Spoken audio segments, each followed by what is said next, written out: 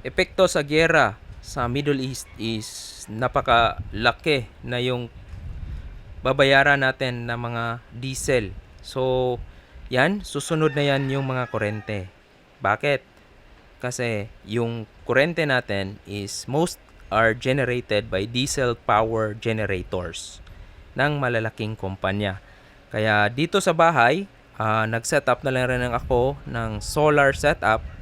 So this is my inverter na 4,200 kilowatts. Although hindi siya ganon kalaki, pero enough na siya for my needs. Hindi nyo masyadong kailangan na malaki unless gusto nyo talaga ng comfort ng air condition. Pero for me, aircon is just an option. Yung electric fan, refrigerator, tsaka yun yung madapat masecure. Okay?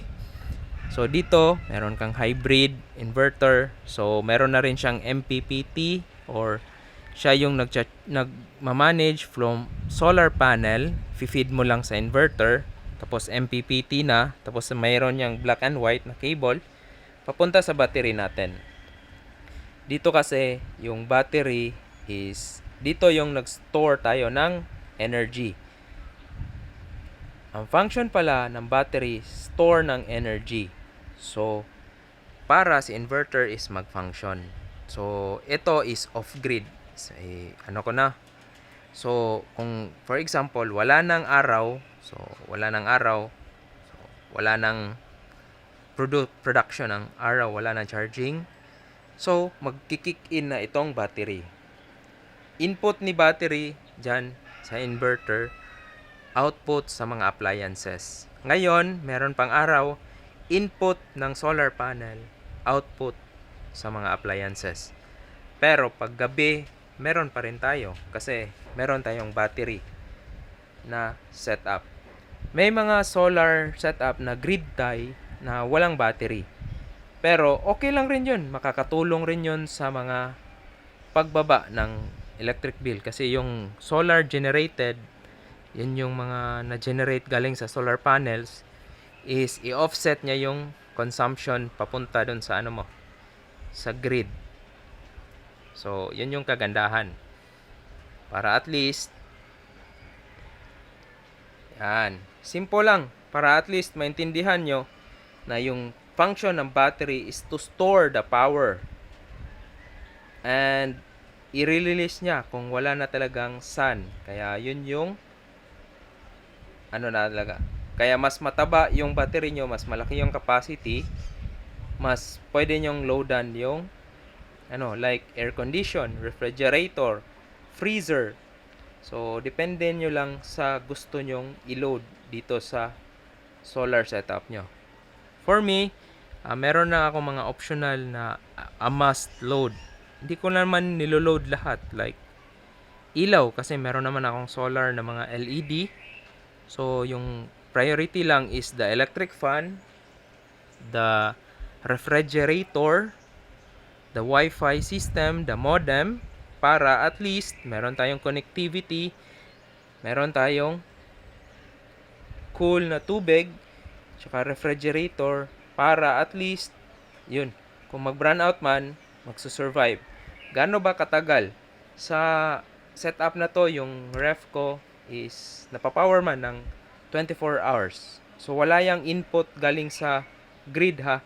Kasi off-grid yung sinet up ko dito. So, ibig sabihin, solar power lang talaga yung ginagamit ko for now for my refrigerator, Wi-Fi, and other appliance.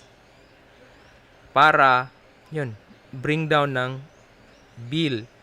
Pero, yung bring down mo ng bill is ginasta mo naman dito. Kasi itong solar inverter, medyo may kamahalan din yan, mga 20k. Tapos yung battery, each is 20k. So, 60 plus panel pa. Magkano yung panel? 8k each. Then, breaker, miscellaneous. Ganun siya ka, Then, challenge pa minsan is, yung troubleshooting pala nito, kailangan kang aware ka rin na marunong ka mag-troubleshoot para sa mga ganito. Basic troubleshooting lang na kailangan mo. So, ganun lang yung setup. Ito palang battery is, kaya mahal siya, is 314 ampere hour. So, napakalaki yung power capacity. So far, goods pa naman yung battery. So, LiPo 4E pala to. Hindi siya ako gumagamit ng gel type. Kasi yung gel type is medyo maliit lang, ma-short lang yung lifespan. For me, LiPo 4E yung gagamitin natin na battery para mas robust yung power niya. Then, for the inverter, hybrid inverters. Okay?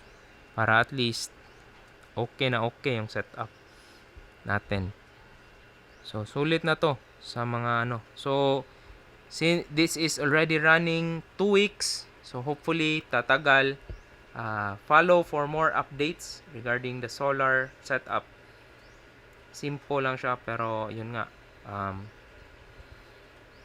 Medyo pag maintenance na, kailangan mo talagang marunong mag voltmeter. Alright.